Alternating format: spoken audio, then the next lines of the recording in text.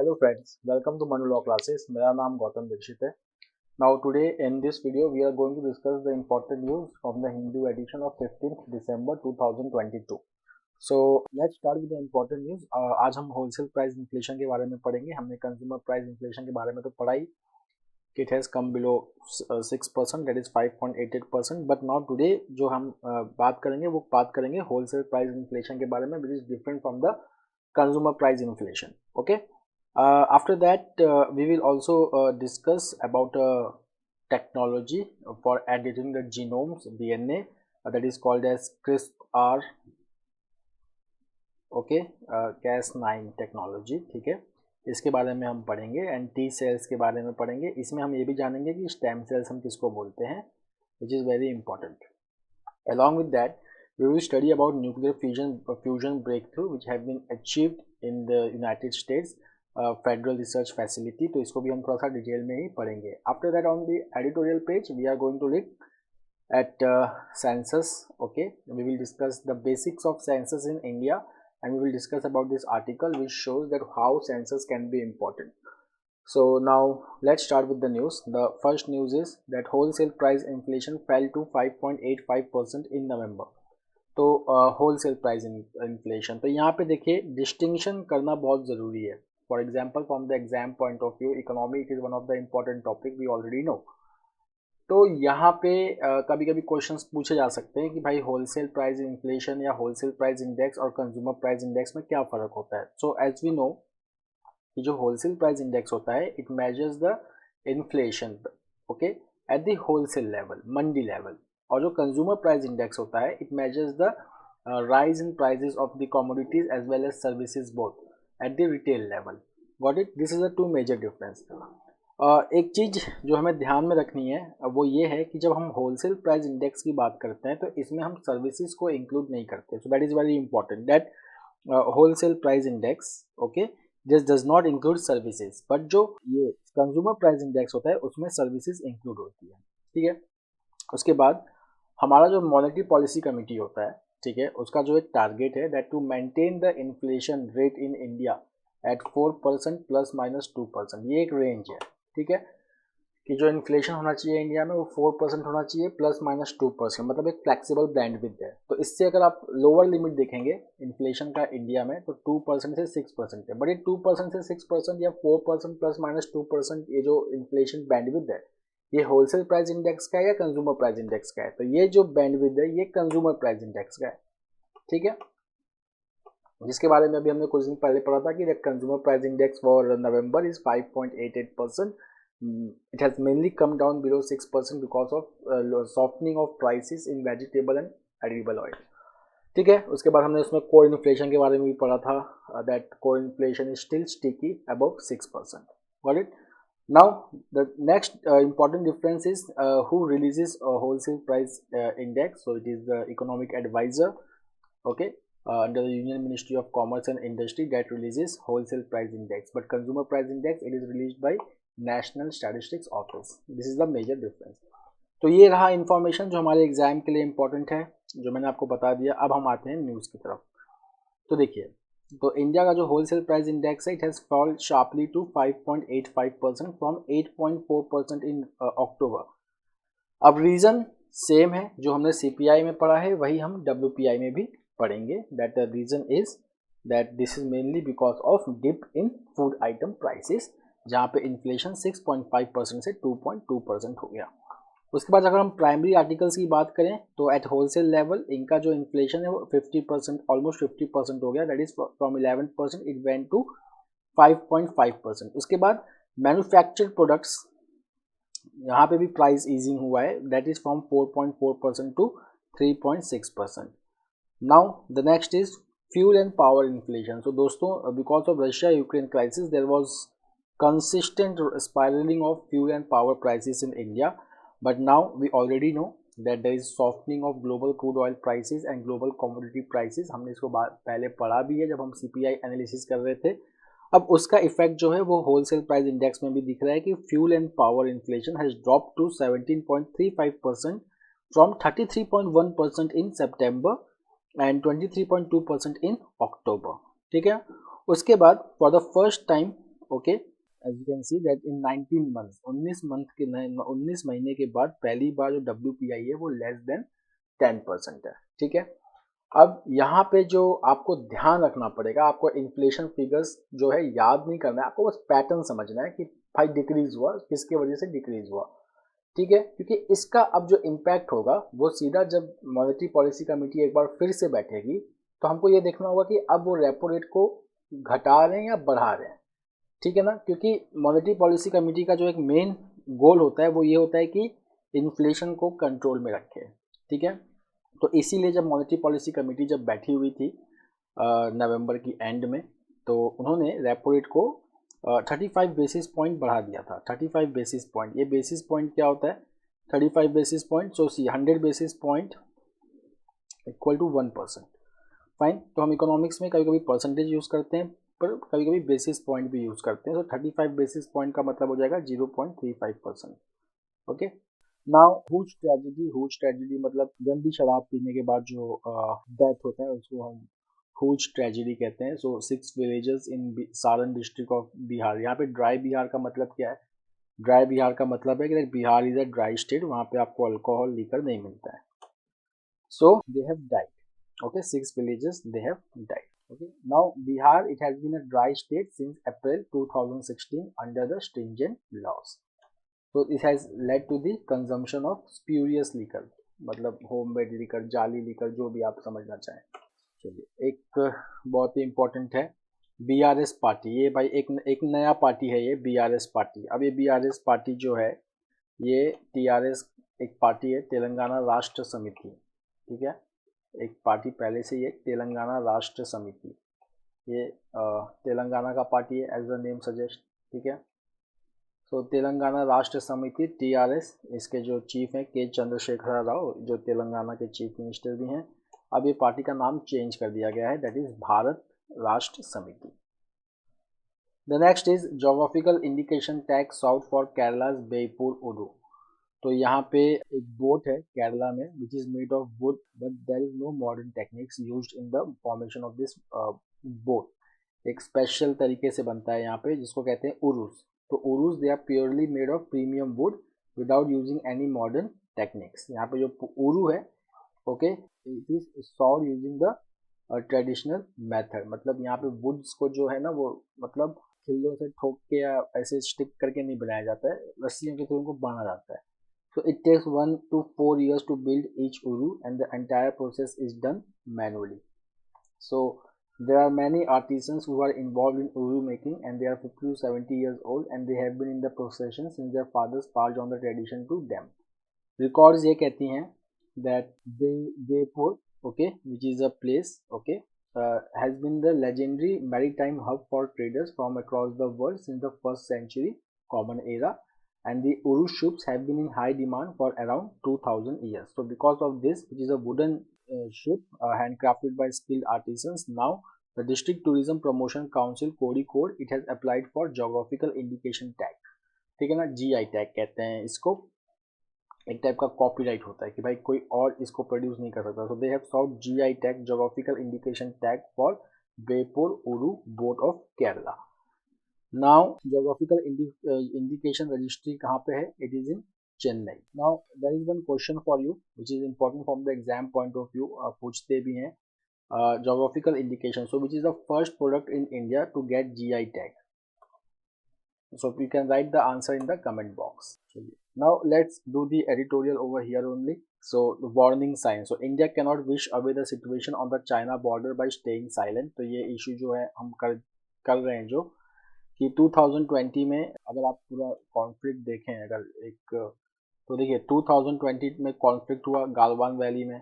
ठीक है, उसके बाद रिपीटेड कमांडर लेवल टॉक्स हुए इंडिया और चाइना के बीच में, which has led to disengagement at various sectors, but still there are 2 sectors where Chinese troops are present on the Indian side.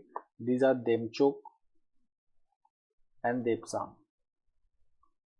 ठीक, अब न्यूज़ क्या आ रही है 2022 में कि तवांग सेक्टर इन अरुणाचल प्रदेश, यहाँ पे फिर से एक बार जो है प्रॉब्लम हो गया है इंक्लूजन का।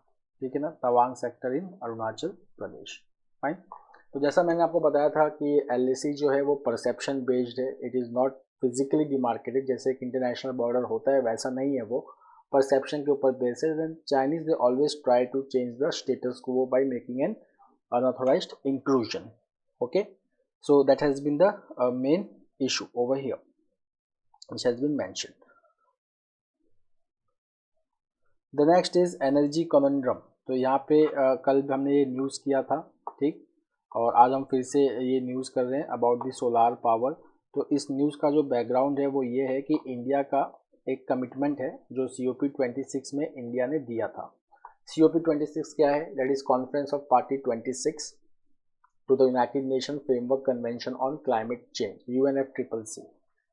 UNFCCC इस मंथ के स्टार्टिंग में, पिछले मंथ के स्टार्टिंग में it was in news because COP27 was going on in Sharm el-Sheikh in Egypt, which adopted Sharm el-Sheikh Declaration and Loss and Damage Fund, which I have covered there in November series.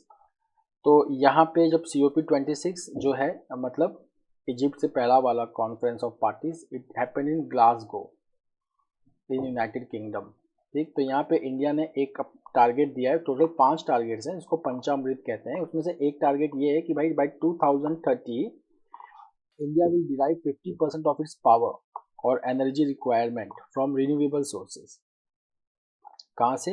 From renewable sources, ठीक। It's all okay, fine. Target year कितना है? 2030। और उसमें से भी अगर आप देखेंगे तो इंडिया का टारगेट ये है कि जो रिन्यूएबल एनर्जी में से भी 60% of the renewable energy will come from solar energy, ठीक है। तो अब 2030 का टारगेट है, तो उसको पूरा करने के लिए now India has the target that there will be 61 solar large solar power projects और large solar parks with a target of 40,000 megawatt of renewable energy generated from solar energy. अब we will talk if by 2022 only a fourth of that capacity has been achieve.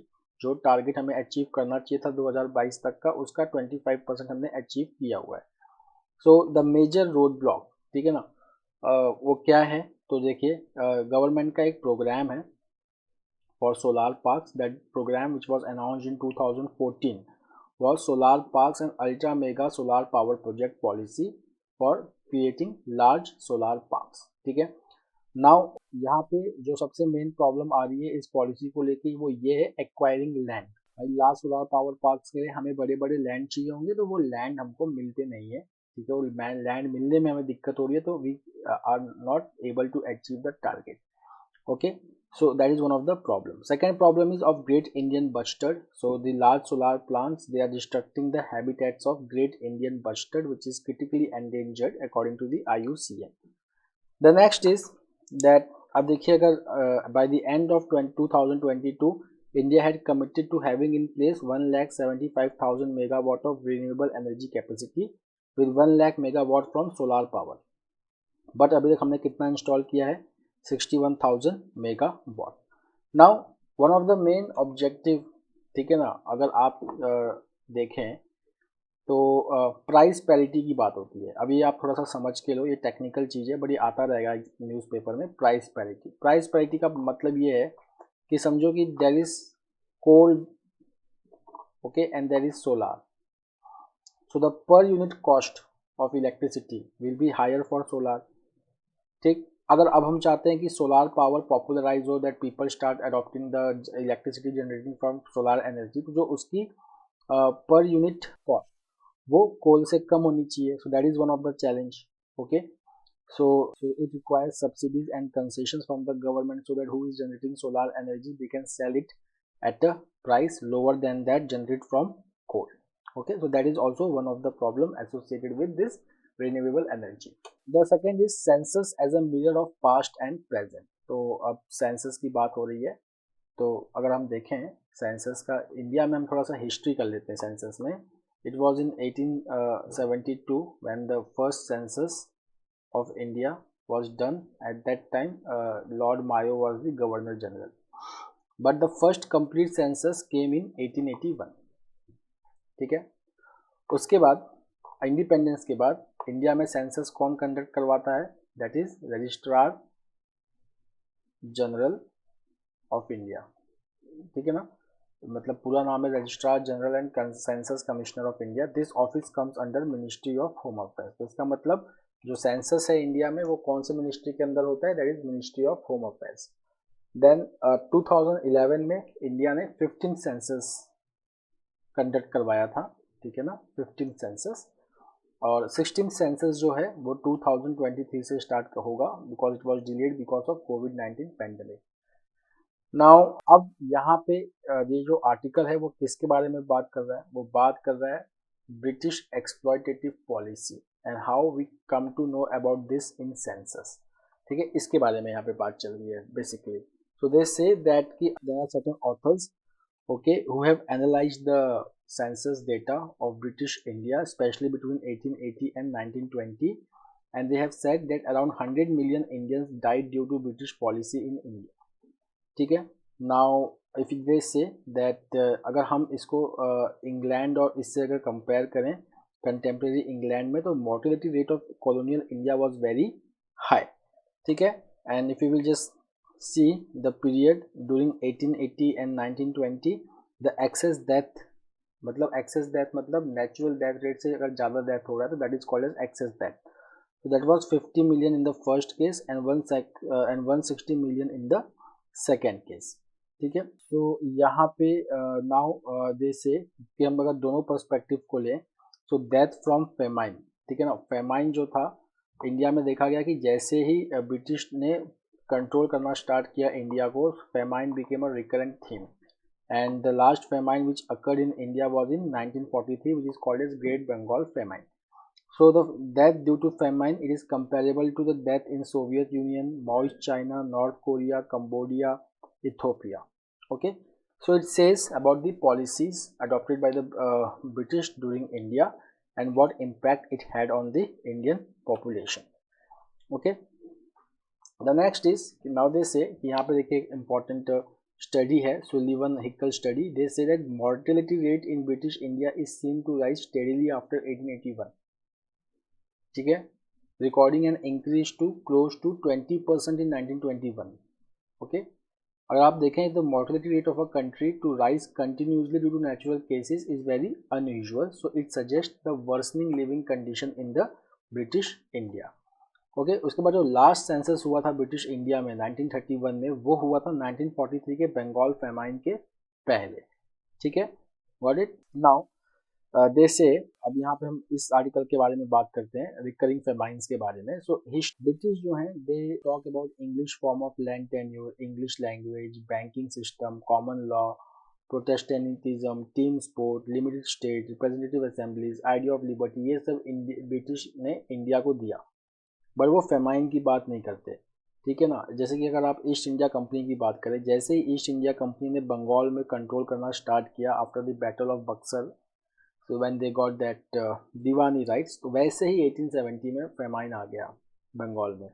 ठीक है, and the last famine was in 1943. So the British East India company का जो economic policy था that led to deindustrialisation, drain of wealth, worsening food security.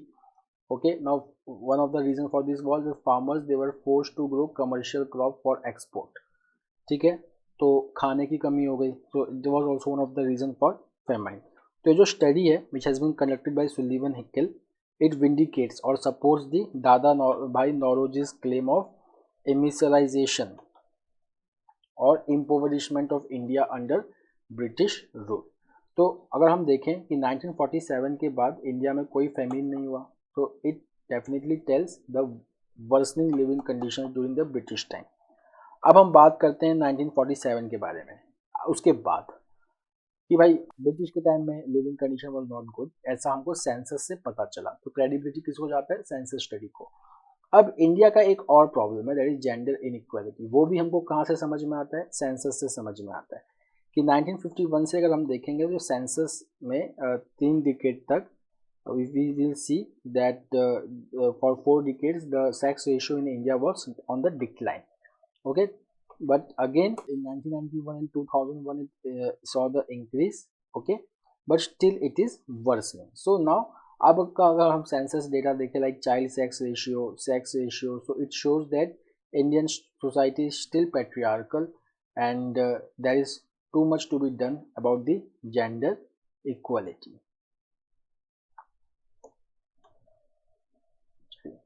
The next is the Niti Aayog report on Sustainable Development Goal 2020, where Himachal Pradesh was ranked second and the only North Indian states other than Uttarakhand which figures in top 10.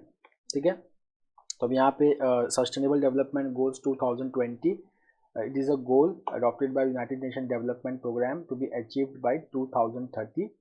Okay, इसमें Sustainable Development Goals हैं like 17 goals to be achieved by 2030. तो Indian states, how they are performing in achieving these goals, will they be able to perform by 2030, उसको present करने के लिए नीति आयोग एक report के साथ आता है, that is sustainable development goal 2020 report, which was the third edition of the report. और उसके बाद एक इंडेक्स भी आता है, sustainable development index.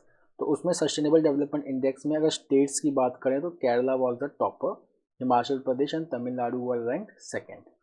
Okay, the next is gene therapy, how gene therapy could cure cancer.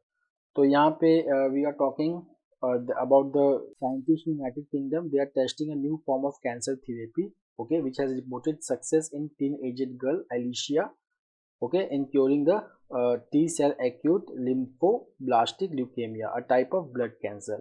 अब ये कैंसर में क्या होता है, ब्लड कैंसर में जो टी सेल है which is the part of blood cell, it neutralise threats to the body. T cells जो होते हैं they are part of white blood cells and they are formed in stem cells, okay, in bone marrow. Stem cells क्या होता है, stem cells को आप ऐसा समझ सकते हो कि एक जनरल सेल होता है बोन मैरो में जिससे बाकी सारे सेल्स बॉडी के बनते हैं. इसका मतलब stem cell is at the, you can say, is a father of every cells, जिससे बाकी सब स्टेम स्पेशलाइज्ड सेल्स बनते हैं, वो स्टेम सेल से बनते हैं. तो टी सेल्स भी जो है वो स्टेम सेल से बनता है. और T cell it is very important to fight infection in the body, to fight cancer in the body. But जब ये कैंसर होता है ल्यूकेमिया में, तो यहाँ पे क्या होता है that this cell it starts destroying the healthy cells of the body. मतलब टी सेल्स का फंक्शन है to fight the infectious cells, cancerous cell, but वो अपने ही हेल्दी सेल्स को किल करना स्टार्ट करेगा. तो इससे बॉडी की जो इम्यूनिटी है वो रैपिडली डिटोरिएट हो जाती है. अब साइंटिस्ट लोगों ने एक तरीका निकाला है to cure this disease, that is called as CRISPR-Cas9, a type of genome editing, जिसको कहते हैं बेस एडिटिंग. ठीक है ना, जैसा कि आप पिक्चर देखते हैं ये डीएनए स्ट्रैंड है. उसमें कभी कभी क्या होता है कि डीएनए स्ट्रैंड में अगर कोई सीक्वेंस गलत है तो उसके वजह से डिजीज़ हो रहा है. तो जो गलत सीक्वेंस की वजह से डिजीज़ हो रहा है उसको निकालेंगे और आरएनए टेक्नोलॉजी के थ्रू, आरएनए के थ्रू वहाँ पे नया स्ट्रैंड डाल देंगे जिससे टी सेल का जो फंक्शन है वो नॉर्मलाइज हो जाए. ठीक है, या कोई भी सेल अगर एबनॉर्मली फंक्शन कर रहा है तो वो नॉर्मल हो जाए. ये कैसे हम करते हैं, इस टेक्नोलॉजी का नाम है CRISPR-Cas9. Now, what is the full form of CRISPR? The full form of CRISPR is clustered regularly interspaced short palindromic repeats. ये CRISPR का फुल फॉर्म है. Cas9 क्या होता है, Cas9 एक टाइप का प्रोटीन होता है. Cas9 मतलब CRISPR एसोसिएटेड प्रोटीन 9. प्रोटीन 9 क्या है, ये 160 किलो डाल्टन प्रोटीन है and it provides immunological defense of certain bacteria against DNA, virus and plasmid. तो इस टेक्निक को हम यूज़ करेंगे, ठीक है, to correct the mis arrangement, okay, for better healthier immune system. तो यहाँ पे जो है जो पर्सन का जो जेनेटिक कोड है it is permutation of 4 basis. तो हमारा जो जीन्स है वो 4 बेसिस का बना हुआ है, that is adenine, guanine, cytosine and thymine. Okay, and they are instructions to produce the proteins necessary for the body's function. अब जो एलिशिया हैं, जो पेशेंट हैं कैंसर की, इनके केस में क्या है कि इनका जो टी सेल है वो उल्टा परफॉर्म कर रहा है. उसको डेंजरस हार्मफुल इन्फेक्शन और कैंसर को फाइट करना है, बट वो अपने ही हेल्दी सेल को डिस्ट्रॉय कर रहा है. That has happened because of miss arrangement in this sequence of basis. मतलब मिस अरेंजमेंट हो गया है, एज यू कैन सी. तो जो ये मिस अरेंजमेंट हुआ है उसको हम करेक्ट कैसे कर सकते हैं, because of CRISPR-Cas9 technology. Fine, तो यहाँ पे क्या होगा, this is also called as molecular scissors. तो एक piece of DNA at a precise location will be cut and guide RNA can be used to insert a changed genetic code at the site of cutting or incision. ये इसका basic formula है।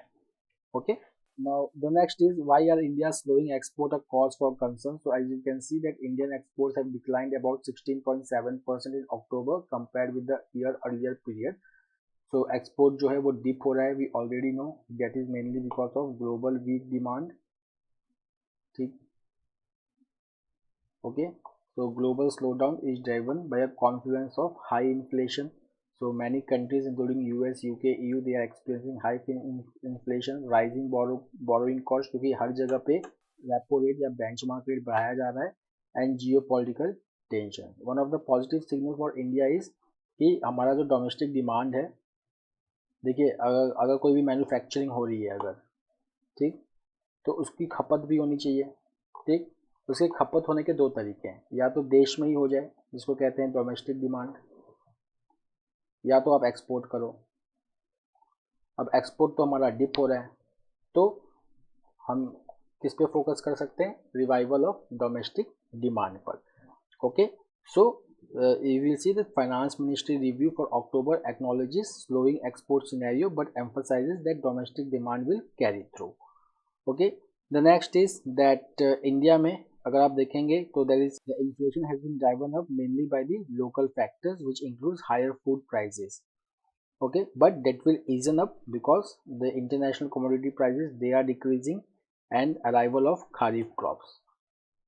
Then about our foreign reserves, तो हमारा foreign reserve अभी कितना है, $561 billion. The next is the race of two Asian giants, the story of India and China so far. तो यहाँ पे कंपैरिजन दिया है इंडिया और चाइना का. ठीक है, सो यहाँ पे अगर हम देखेंगे दैट एक वर्ल्ड पॉपुलेशन प्रोस्पेक्ट रिपोर्ट आया था, that is United Nations population survey which estimated that India will become the most populous country by surpassing China in 2023. So now this is the article which compares India and China, because India became free in 1947 and the Communist Party rule was established in China in 1949. Okay, but now if you will just see that both nations are facing challenges. आज अगर आप देखोगे India और China को, तो they are pole apart. ठीक है, but India के भी अपने चैलेंजेस हैं और चाइना के भी अपने ही चैलेंजेस हैं. ठीक है, तो अगर आप देखेंगे, अगर हम हिस्ट्री से बात करें तो China it adopts communist party rule, single party rule, India multi party rule. ठीक है, फाइन. उसके बाद चाइना में क्या होता है, माओ जेडोंग की जो कम्युनिस्ट पार्टी है it becomes victorious. Fine, and then even after being sidelined for 2 decades, they become the member of United Nations and they established diplomatic relation with US after 3 decades. उसके बाद माओ का जो rule था, it is famous for Great Leap Forward of 1958-62. Now what is this Great Leap Forward? Great Leap Forward का मतलब था कि China को जो है वो एग्रीरियन इकोनॉमी से कम्युनिस्ट इकोनॉमी बनाना है. तो हम कैसे बनाएंगे, सिंपल फंडा अपनाया गया, that is called as private farms जो होते हैं, we will convert private farms in collective farms. ठीक, कि प्राइवेट प्रॉपर्टी को हम एबॉलिश कर देंगे. Now all farms will come under the rule of the state, properties will be owned by the state. Communism का मतलब यही होता है कि properties are owned by the state. तो कलेक्टिव फार्म्स, उसके बाद जितने भी प्राइवेट फार्म्स के ओनर हैं, now they will become workers in this private farms and they were forced to work in this collective farms. तो इसकी वजह से क्या हुआ कि China it saw the shortage of food, 15 to 50 million people were killed during this. It was followed by cultural revolution of 1966-76. उसके बाद जो नए प्रेसिडेंट बनते हैं चाइना के, डाओ जियापिंग, वो कुछ रिफॉर्म्स इंट्रोड्यूस करते हैं चाइना में which saw the rise of manufacturing sector. So we will see that by 1990s and early 2000 China का जो मैन्युफैक्चरिंग सेक्टर है it was increasing at the 10% per annum growth rate. And today if you will just see चाइना's per capita GDP rate is around $9,000 a year as opposed to India's $2,000 a year. India जो है it opens its economy in 1991 by following the policy of LPG. The second China ने जहाँ पे अच्छा perform किया है that is education. तो यहाँ पे अगर आप देखेंगे जो एजुकेशन में एक्सपेंडिचर है दैट इज 2.4% ऑफ GDP, जो कि इंडिया के कंपैरिजन में बहुत ज़्यादा है. फाइन, बट अब चाइना के कुछ प्रॉब्लम है, authoritarian regime, okay, in past few years technology entrepreneurs, academics and lawyers, they have all become victims of political crackdowns by the party, okay, so that is one of the problem. fine, India में अगर आप देखेंगे तो थोड़ी सी ये flexibility है, regime का flexibility and capacity to change. The next is now in the current world where both these countries stands. So if you will just see that India has many new friends like Quad, naval agreement with US, Australia and Japan, okay, but India ने एक position हमेशा maintain किया कि it does not want to get entangle in dispute beyond its border. Fine, साथ साथ में वो ये भी चाहता है कि चाइना भी इतना पावरफुल ना बन जाए कि जो इंडिया को थ्रेटन कर दे. Okay, now hate crime. So CBI launch 15 cases for derogatory post since 2019 says government. तो यहाँ पे we are talking about hate crime. तो अगर आप देखेंगे hate crime, so the national NCRB, ठीक है ना, that is national crime record bureau, it does not record any cases under hate crime because hate crime has not been defined under Indian penal code. Hate crime जहाँ पे defined है that is law commission report.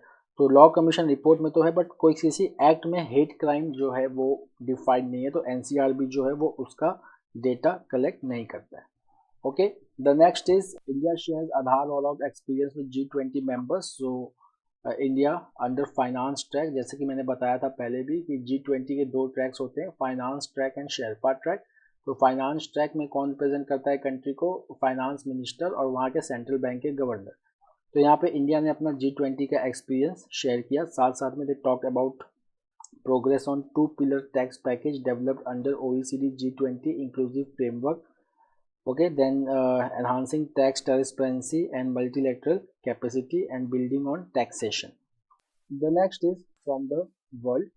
So Economic and Social Council, which is one of the principal organ of the United Nations, उसका एक body है, that is United Nations Commission on the Status of Women. So Tehran, okay, it has been removed from the remainder of its term for 2020 to 26 term. So this is important. Then Peru declares state of emergency as ousted leader remains in prison. Fine, तो ex president है Pedro Castillo, जिनको निकाल दिया गया था, ठीक है, presidency से, नाउ ये जेल में है एंड नाउ वहाँ पे वायलेंट प्रोटेस्ट हो रहा है, तो उसके against Peru has declared a state of emergency. The next is China targets elderly with booster jab drive as COVID-19 cases surge. So China once again which follows zero COVID policy, तो वहाँ पे इसके against protest हुआ था. उसके बाद there was certain easing out of zero covid policy, but now again it is seeing the surge in cases. Now Chinese authorities have decided to launch a vaccine booster shots specially for elderly people. The next is US military creates space unit in South Korea. So the US military formally has launched a space force unit in South Korea. Okay, इसका नाम है US space forces Korea at Osan airbase near Seoul. So it has come after North Korea which test fired a barrage of nuclear capable ballistic missile design to strike the US mainland and its allies South Korea and Japan. So this is very important. Now the US Space Forces Korea, it is a subordinate of a bigger US Space Force unit established within the Indo-Pacific Command in Hawaii last month. So this information is important. The next is now see South Korea में तो ये हुआ. Japan is also coming up with this major defense policy. So Japan will also bolster its defense capacity by hiking spending, reshaping its military command and acquiring new missiles to tackle the threat from China. So here they are going to spend 2% of their GDP on defense by 2027 to bring in line with NATO members. The next is Pentagon may send Patriot missile batteries to Ukraine. So what is this Patriot missile battery? जैसा कि हमने कुछ दिन पहले पढ़ा होगा आप लोग ने, या नहीं तो मैं बता दे रहा हूँ. एक कॉन्सेप्ट होता है that is called as aerial defence system. ठीक है, that is a concept called as aerial defence system, मतलब कि इनकमिंग मिसाइल्स को न्यूट्रलाइज करना, that is called as aerial defence system. Russia का जो है सिस्टम है जिसको इंडिया ने भी लिया है, चाइना टर्की ने भी लिया है, that is S-400 system. Israel का भी सिस्टम है that is called as iron dome system. ठीक, यूएस के पास दो सिस्टम है, एक है थार terminal high altitude aerial defence system, दूसरा है पैट्रियोट. सो नाउ पेंटागन जो वहाँ का डिफेंस का टॉप एडवाइजरी बॉडी होता है, now they are going to send Patriot missile batteries to Ukraine to bolster its self-defense against Russian attack. The next is understanding the fusion energy breakthrough announced by the United States. So fusion energy breakthrough. Now what is this breakthrough actually? So let's take some time to understand this news. Okay. See, we can generate nuclear energy through two reactions. One is fission. The next is fusion. Fission का मतलब क्या होता है? When the heavier nucleus breaks or splits into two lighter nucleus. Fusion का मतलब क्या हो जाएगा? When two lighter nucleus fuse into one heavier nucleus.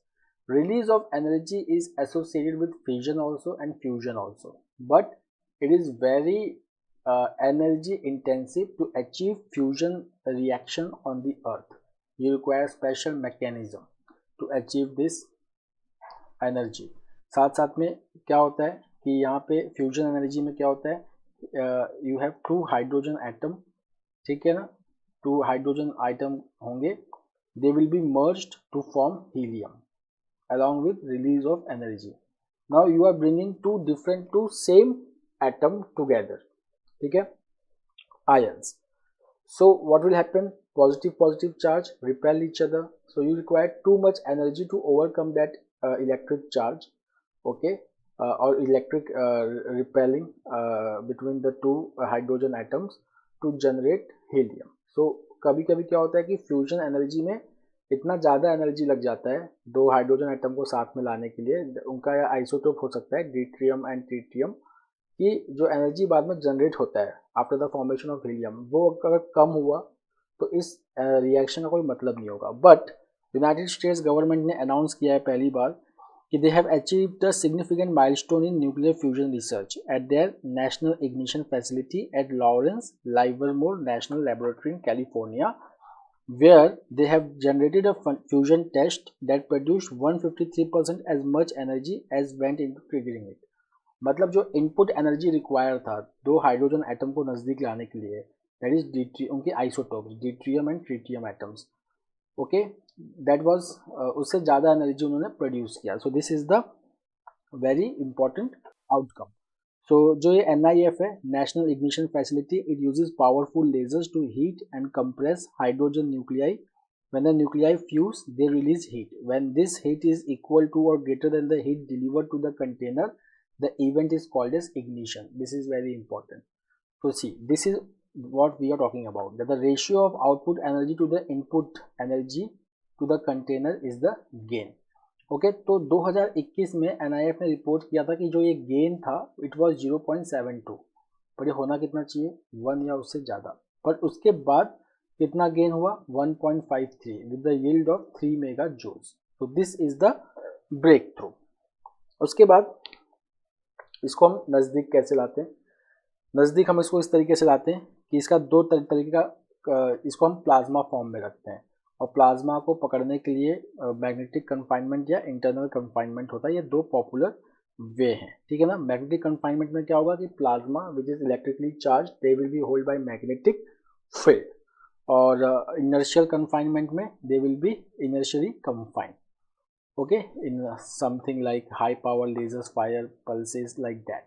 The next is inflation. Center to take measures to further help slow inflation. So finance minister has announced that the government is watching the price situation of essential commodities. There are rural jobs seeing declining trend, okay, and government will be able to meet 6.4% fiscal deficit target for financial year 2022 and 23, okay. Now the next is India said to buy Russian crude well below $60 price cap. What is this $60 price cap? तो European union और G7 countries ने Russian oil पे price cap लगाया कि no Russian oil will be sold about $60, ठीक है ना, which Russia has denied. That is $60 price cap on Russian seaborne oil. तो इसका ऑब्जेक्टिव क्या है? To limit the Moscow's ability to fund its war in Ukraine. तो यहाँ पे India has said that it has bought the Russian crude oil well below the $60 price cap. अब यहाँ पे सेमीफाइनल्स की बात कर लेते हैं. फीफा वर्ल्ड कप कतार में जो हो रहा है, तो नाउ सी अर्जेंटीना और क्रोएशिया में there was a semifinal which has been won by Argentina. So friends, that's all for today. We will meet tomorrow again with a daily Hindu analysis. Till then, have a nice time. Take care. Thank you.